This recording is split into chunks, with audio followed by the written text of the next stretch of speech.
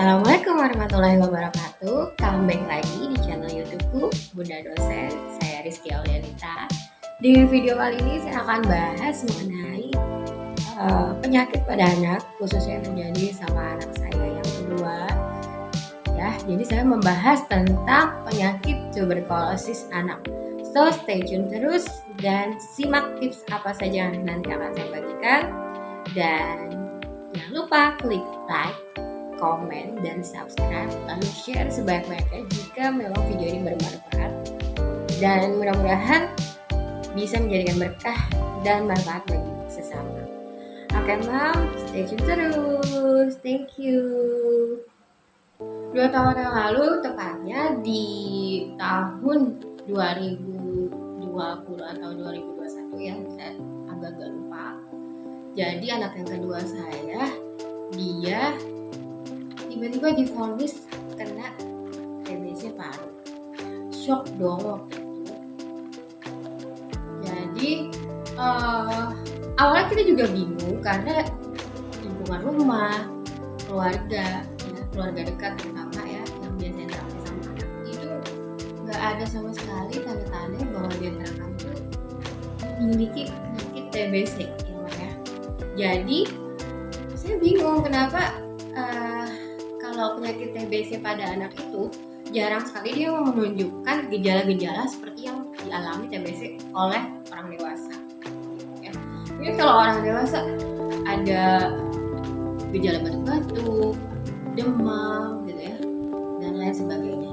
Nah, kalau di anak saya yang kemarin itu benar-benar nggak ada gejala demamnya, nggak ada, batuk yang berkepanjangan juga nggak ada, bingung ya.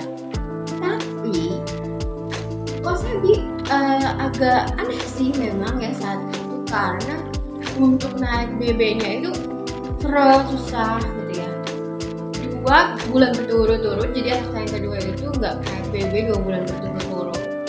Dan saya coba konsul ke DSA, dan kodarullah sama DSA coba diarahkan ke tumbuh kembang. Oke, saya masuk tuh poli tumbuh kembang. Di sana saya cuma diajarin gimana cara feeding rules-nya benar-benar harus diperhatikan, disiplin dalam menerapkan feeding rules itu sama anak. Karena biasanya kan anak yang pertama ini dan yang kedua karena masih suka saya suapin sambil jalan-jalan gitu. Lalu di dokter tumbuh kembang itu saya berobat kurang lebih 1 bulan ke rumah sakit ya. Itu tidak ada yang menunjukkan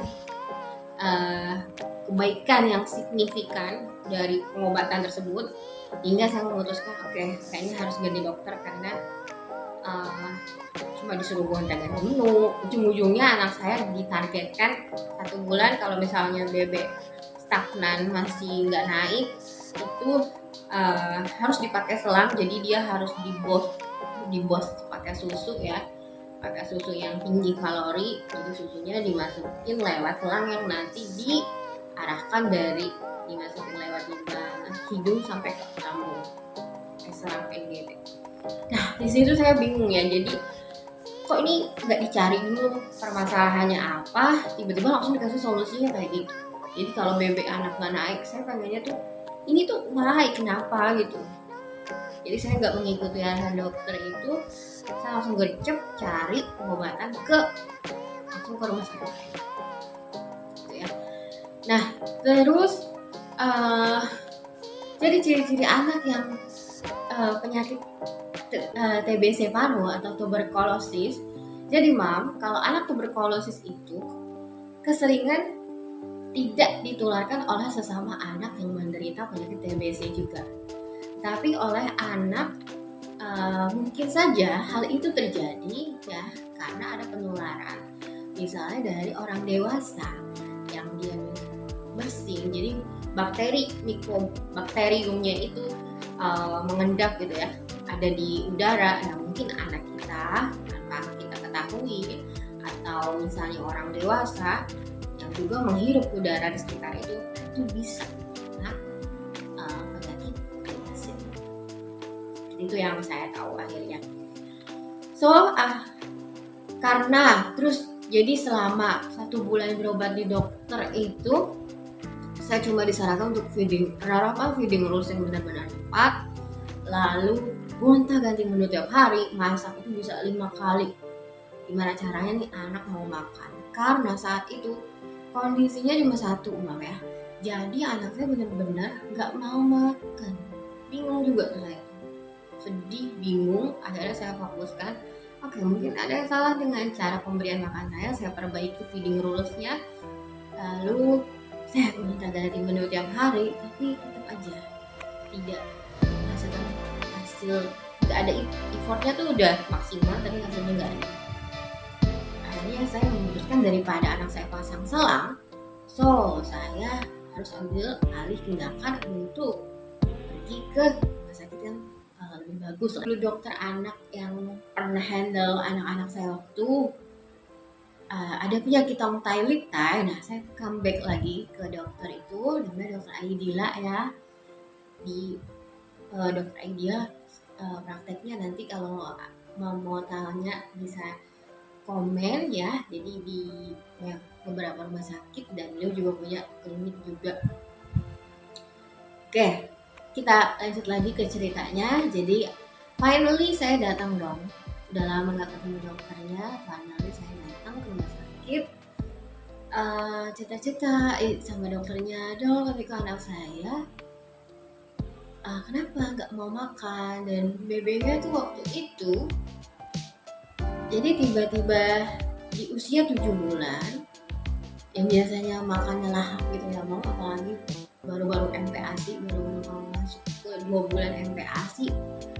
Saya juga lagi senang-senangnya bikin menu ini itu gitu ya. Tiba-tiba anak saya langsung drop, nggak mau makan, dan BB-nya langsung turun drastis.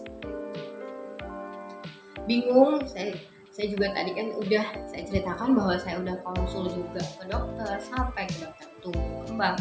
Mungkin kodarulahnya Allah ngasih jalan, saya harus dokter kesini dulu baru dapet dokter yang bisa lah ya memberikan bukan cuma solusi tapi kita dicari. Saya pengennya tuh apa sih nih penyebab dan akar permasalahannya. Oke, akhirnya saya datang ke dokter Aidila tersebut, dan sama dokter saya juga diminta untuk melakukan cek ronsen, parut, cek dahak namanya. Tapi yang saya bilang kalau dahak dok, ini anaknya juga jarang batuk gitu, cuma dia nggak mau makan aja. Ternyata saat dicek takutnya juga disangka ISK, jadi diminta untuk cek lab ya. Itu cek labnya kita diarahkan ke Prodia, jadi nggak cek di rumah sakit gitu. Jadi saya lakukan semuanya yang diminta oleh dokter supaya dapat terlihat penyebab permasalahannya itu apa.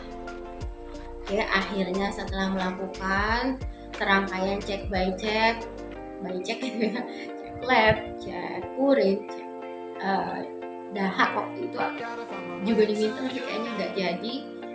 Terus cek paru-paru, cek ronsen, dan akhirnya yang terakhir itu adalah cek tes cek tuberkulosis di kulit. Dari serangkaian tes tersebut tidak menunjukkan satu adanya ISK ya. Terus tetapi dari hasil ronsen memang ada tanda-tanda, kata dokternya bilang ini banyak awan-awan putih gitu ya. Itu hasil cek ronsen yang pertama. Terus untuk menegakkan bahwa penyakit TB itu dia ada scoringnya, yang nanti saya akan tunjukkan. Finally dari hasil cek keseluruhan terakhir kami diminta untuk melakukan cek mantox tersebut memang. Jadi cek mantox dilakukan itu selama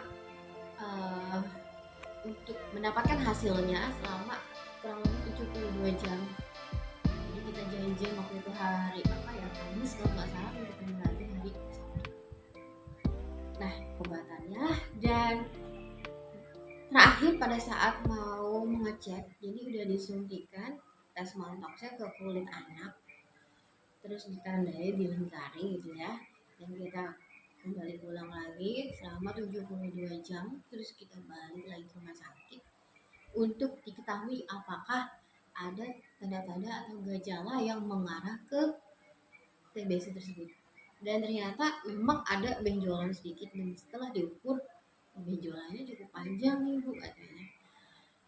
Oke, kalau kayak gitu saya harus gimana nih dok? Agak shock saat itu.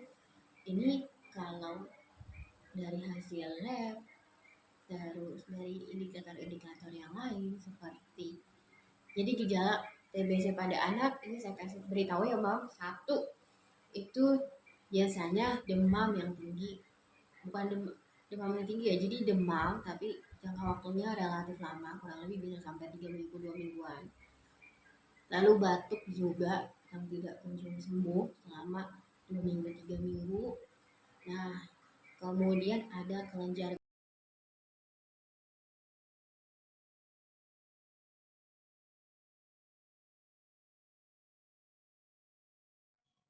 Untuk kontak TB itu tidak jelas, jadi nilainya 0. Mantox nilainya 3 karena ada benjolan ya setelah cek mantox. Berat badan juga nilainya 1, itu sudah 4 totalnya. Tidak ada demam, tidak ada batuk kronik, pembesaran kelenjar tidak ada, pembengkakan tulang itu ada tidak ada juga ya. Kayak saya ya, jadi saya sebelum memutuskan rumah sakit, yang terakhir saya dulu di rumah toraknya karena saya pikir tadinya saya mungkin TB. Mungkin hanya bosan aja sama makanan gitu ya, harus lebih bervariasi lagi menu makanannya, jadi saya masak, sering banget masak saat itu. Nah ini anaknya karena saya sugesti terus, sebelumnya alhamdulillah bisa melalui dan menyelesaikan pengobatan selama 9 bulan.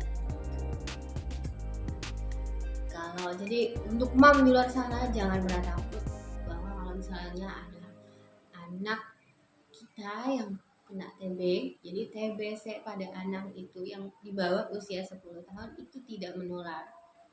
Yang namanya tidak menularkan ke yang dewasa atau ke sesama anak, tidak.